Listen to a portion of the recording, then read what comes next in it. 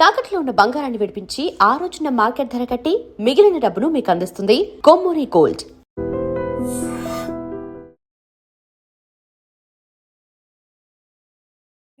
Ladies and gentlemen, welcome to iDream Media. నేను ప్రియదర్శన్, నాతో పాటు శేఖర్ భాషా గారు ఉన్నారు. మాట్లాడదాం. హాయ్ అన్న. హాయ్. నమస్తే అన్న, బాగున్నారా? So first of all, Epstein files అని ఈ మధ్య మొత్తం ఇంటర్నేషనల్ లెవెల్లో, ఈవెన్ ఇక్కడ లోకల్లో రూరల్ ఏరియాస్లో కూడా మాట్లాడుకుంటున్నారు. మొత్తం అట్టుడికిపోతుంది, ఇంత సీరియస్ మ్యాటర్ ఇంత జరిగిందా అని చెప్పి. ఇప్పుడు దాని గురించి చిన్మయ్య గారు వేరే ట్వీట్ అయితే చేశారు.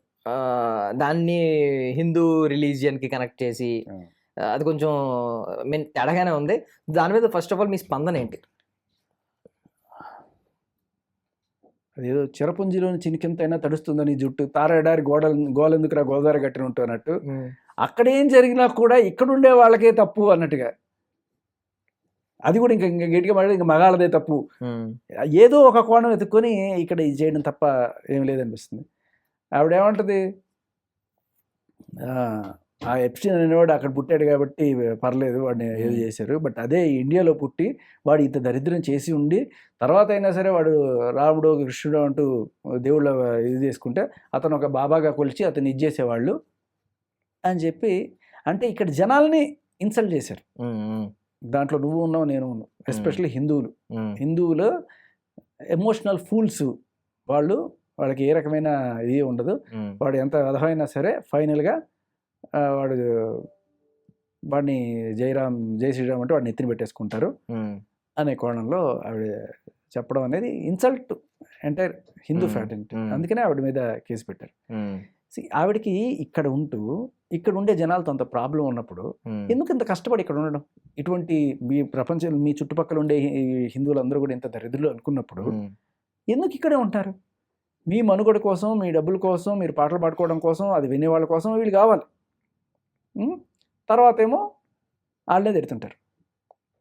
సో ఆవిడ గతంలో ఇలాంటి వాటి గురించి, స్త్రీల గురించి, ఇప్పుడు స్త్రీలకు జరిగిన అన్యాయాల గురించి, ఈ రొమాన్స్ పేరుతో జరిగే అశ్లీలత గురించి, వీటి గురించి పోరాడినప్పుడు ఆవిడ గతంలో ఇలాంటి పాటలు ఎందుకు పాడారు అని ప్రశ్నించిన వాళ్ళు చాలా మంది ఉన్నారు. ఇప్పుడేమో ఎప్స్టీన్ లాంటి ఒక సీరియస్ సబ్జెక్ట్ని అనవసరంగా, అంటే దారిని పోయే గంపనే కాలికి తగిలించుకున్నారు ఏదో అంటూ ఉంటారు. ఇప్పుడు తప్పు వాడు చేశాడు, నీకు వాడిని తిట్టు, లేకపోతే ఆ గవర్నమెంట్ని తిట్టు. ఎక్కడ ఏం జరిగిందో కూడా దానికి ఏదో రకంగా, అంటే ఒక హైపోథెటిక్ సిచ్యువేషన్ అనమాట. అది కనుక ఇక్కడ జరుగుంటే అప్పుడు వీళ్ళందరూ అదవి. అది కనుక రేపు సపోజ్ న్యూజిలాండ్లో ఇంకోటి ఏదో జరుగుతుంది, అది కనుక ఇక్కడ మన హైదరాబాద్లో జరిగితే మన వాళ్ళందరూ అదవులు. ఏంది ఇది? అంటే నీకు వీళ్ళ మీద కోపం ఉంది, ప్రపంచంలో ఎక్కడ ఏం జరిగినా కూడా ఇక్కడ వీళ్ళని తిట్టడానికి ఏదో ఒక హైపోథెటిక్ సిచ్యువేషన్ ఎత్తుకొని వీళ్ళని తిట్టుతూ ఉంటారు అనమాట. నీ బతుకు తెరువుకి కావాల్సింది వీళ్ళే. నీ పాటలను ఆదరించి నేను ఈరోజు ఇక్కడ కూర్చోబెట్టి ఎగ్జాక్ట్ నీకు సినారియో చెప్తా. వీళ్ళైనా లేకపోతే అన్సూ ఇలాంటి వాళ్ళు, వీళ్ళు ఎవరైతే సినిమాల్లోనూ లేకపోతే ఇన్స్టాగ్రాముల్లో గ్లామర్ ఆరబోతులతోటి ఫాలోవర్స్ని సంపాదించుకొని షాపింగ్ మాల్స్ ఓపెనింగ్ చేసుకుంటున్నారు, వాళ్ళకంటూ ఒక బిజినెస్ మోడల్, డబ్బులు వస్తున్నాయి దానివల్ల. ఎలా వస్తున్నాయి? చాలామంది ఇలాంటి వాళ్ళు, నాలాంటి వాళ్ళు ఎవరో చూసి చెప్పి లైకులు కొట్టడం, వ్యూస్ చూడడము, దీన్ని బట్టి వాళ్ళకి వస్తున్నాయి. ఇప్పుడు ఎలా అంటే, నువ్వు ఎద్దుల బండి ఉంటుంది, ఆ ఎద్దుల బండిలో నువ్వు వెళ్తుంటావు, టాంగాలు ఉంటాయి కదా, నీ దగ్గర ఒక కొరడా ఉంటుంది, ఆ ఎద్దులు కొడితేనే ముందుకు వెళ్తా ఉంటాయి. అంటే మనం అందరం ఆవిడ్ని మోసే ఎద్దులం అనమాట. వీళ్ళిద్దరిని, ఇలాంటి వాళ్ళు ఎవరైతే ఇన్స్టాగ్రామ్ ఇన్ఫ్లుయెన్సర్స్ వీళ్ళందరూ సంపాదించుకుంటున్నారో జనాల మీద, వీళ్ళందరూ మనం మోస్తూ ఉంటాం. వీళ్ళు పైకి ఎక్కి పట్ మమ్మల్ని కొడుతుంటారు. అంతేనా? అలాగే ఉంది. అంటే వాళ్ళని మోయడానికి, వాళ్ళని తీసుకెళ్ళడానికి మనం కావాలి, మళ్ళీ వాళ్ళకి ఎంటర్టైన్మెంట్ కోసం లేకపోతే నాలుగు పీకడానికి మన మీద. అంటే వాళ్ళకి ఏ రకమైన అధికారం ఇచ్చాం మనం? వాళ్ళు ఎవరు ఎన్నుకోలేదు, ఒక రాజకీయ పార్టీకి ఎన్నుకోలేదు, ఏ పర్టికులర్ సంఘానికి అధ్యక్షులుగా ఎన్నుకోలేదు.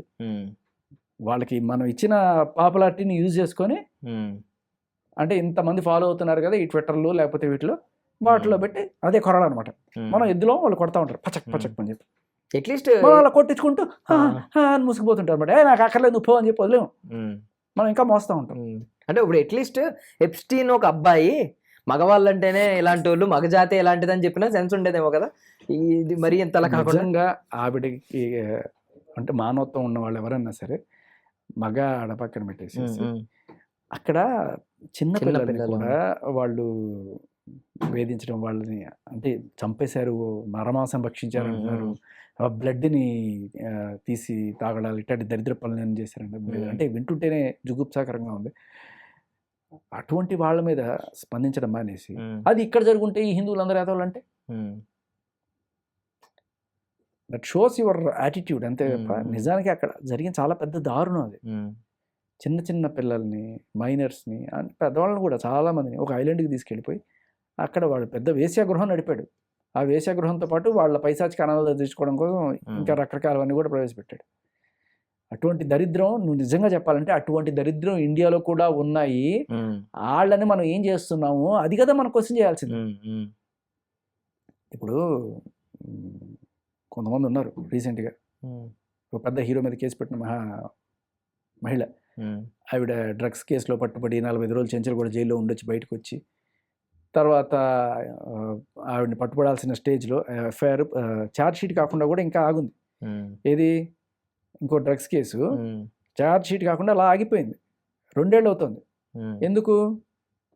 ఎందుకంటే అదే పోలీస్ ఆఫీసర్తో ఎఫ్ఐఆర్ ఏదో పెట్టుకొని ఆయన ఏకంగా ట్రాన్స్ఫర్ అయిపోయే స్టేజ్ ఉన్నాడు. ఇలా ఎంతోమంది వీడియోస్ నువ్వు చూసావు, 800 మంది అమ్మాయిల రికార్డింగ్లు, ఇలాంటివన్నీ కూడా బయట పెడితే అలాగే దాంట్లో పొలిటీషియన్స్, పోలీస్ ఆఫీసర్స్ వీళ్ళందరూ ఉన్నారు. Same modus ఆపరండి. వాళ్ళని ఇవన్నీ పెట్టుకొని బెదిరించి పబ్బం గడుపుకుంటున్న వాళ్ళు చాలామంది ఉన్నారు ఇక్కడ, బ్లాక్మెయిలర్స్. వీళ్ళందరూ ఏంటంటే దాన్ని ఏమంటారు, ఒక లడ్డుకుంటే ఇంకో లడ్డు ఫ్రీ అన్నట్టుగా పింపు పనులు చేస్తూ ఉంటారు. అంటే ఏంటి, వేసే గృహాలు నడుపుతూ ఉంటారు. సరే పెద్ద పెద్ద వాళ్ళు వస్తూ ఉంటారు. వచ్చినప్పుడు వాళ్ళకి తెలియకుండా కెమెరాలు పెట్టి వీడియోలు తీస్తూ ఉంటారు. తీసి వాళ్ళని బెదిరించి బ్లాక్మెయిల్ చేసి పెద్ద పెద్ద పనులు చేయించుకుంటారు. డీజీపీ కూడా ఉన్నాడు కదా రీసెంట్గా, ఇలాంటి ఒక పింపేసిన వాళ్ళు చిక్కుపోయి. పొలిటీషియన్స్ ఉన్నారు, వీళ్ళందరూ బయటికి రాలి. వీళ్ళు ఏం చేస్తారు, బ్లాక్మెయిల్ చేయడం మొదలెడతారు డబ్బుల కోసం. సరే కొన్నాళ్ళు డబ్బుల కోసమో, లేకపోతే ఏదైనా ఒక పనిగా ఒక కాంట్రాక్ట్ కావాలనో, లేకపోతే ఎక్కడైనా సరే వాడిని అరెస్ట్ చేయి, వీడిని కొట్టు, ఏదో ఒకటి చేయించుకోవడానికి ట్రై చేస్తుంటారు. కానీ చూస్తారు ఒకరోజు ఏం చేస్తారు, లేపండి రా అని అంటారు. అదే జరిగింది ఈయన కూడా. ఎప్స్టీన్ అనేవాడు చాలామంది ఇలా తీసి బెదిరించి పాపం గడుపుకున్నాడు చాలా రోజులు. అల్టిమేట్లీ ఫైనల్గా అదే జరుగుతుంది. ఎవరు చంపాడో కూడా తెలియదు. ఎంతమంది ఉంటే ఒకటినే టార్గెట్ చేసాం అనుకో, వీడియో చంపాడు అనుకోవచ్చు. వందల మంది పొలిటీషియన్స్, సెలబ్రిటీస్, ఎలాన్ మస్క్ కూడా ఉన్నాడంట. ఆయన ఎందుకు వెళ్ళాడు అర్థం కాదు. ఎలాన్ మస్క్ కంటే నన్ను సర్ప్రైజ్ చేసింది ఏంటంటే స్టీఫెన్ హాకింగ్ ఫోటోలు చూపిస్తున్నారు. స్టీఫెన్ హాకింగ్ గురించి చాలా గొప్పగా చెప్పుకున్నాం మనం. అంటే ఇప్పుడు నిజాలు మనకే తెలియదు, ఏదో ఫోటో చూసి జడ్జ్ చేయలేం.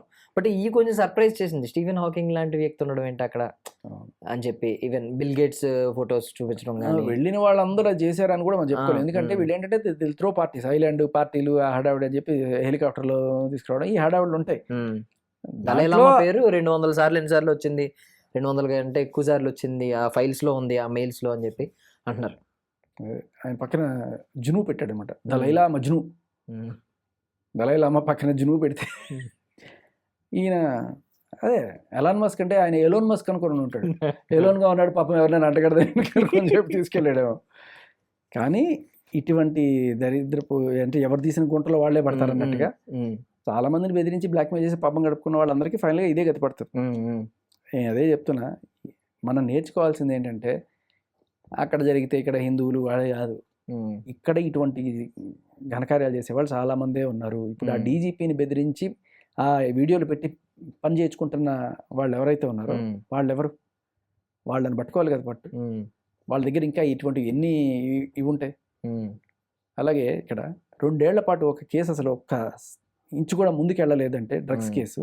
రేవంత్ రెడ్డి గారు ఏమో పైన డ్రగ్స్ మీద ఉక్కుపాదం అంటారు. ఏది ఉక్కుపాదం? 4 పోలీస్ ఆఫీసర్లు రికార్డులు జేబులో పెట్టుకుంటే అవ్వడు ఏమీ చేయలేరు, కామ్గా చోద్యం చూస్తుంటారు అనమాట. వాళ్ళతోనే ఎఫ్ఐఆర్లు పెట్టుకొని, వాళ్ళ రికార్డింగ్లు పెట్టుకొని వాళ్ళని బెదిరించి పబ్బాలు గడుపుకుంటారు. దీనికి ఏం చేయాలి, ఎలా వీటికి చెక్ పెట్టాలి అనే దాని గురించి జరిగితే ఒక హెల్తీ డిస్కషన్ అవుతుంది. ఈవిడేమంటది, ఇక్కడ జై శ్రీరామ్ అంటే వీళ్ళు వదిలేస్తారు, ఇదే కాదు. ఆవిడ ఇంతకుముందు కూడా కాస్టింగ్ కోచ్ జరుగుతుంది అంటే, మరి సొల్యూషన్ ఏంటి? ఇప్పుడు రాహుల్ రవీంద్ర గారు తీసిన సినిమాలో మేము ఈ పద్ధతి ఫాలో అయ్యాము, దీనివల్ల ఇంకోసారి కాస్టింగ్ జరగదు, మీరందరూ కూడా ఈ పద్ధతి ఫాలో అవ్వండి. సొల్లు చెప్తారు, సొల్యూషన్ చెప్పరు.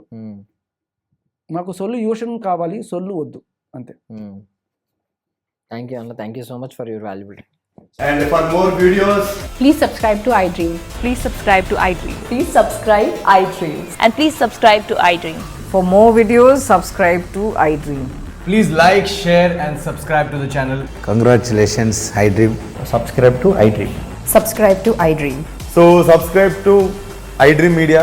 iDream ki iDream team andarki huge congratulations. Please subscribe iDream Media. Please subscribe to iDream. Subscribe iDream. Please subscribe to iDream.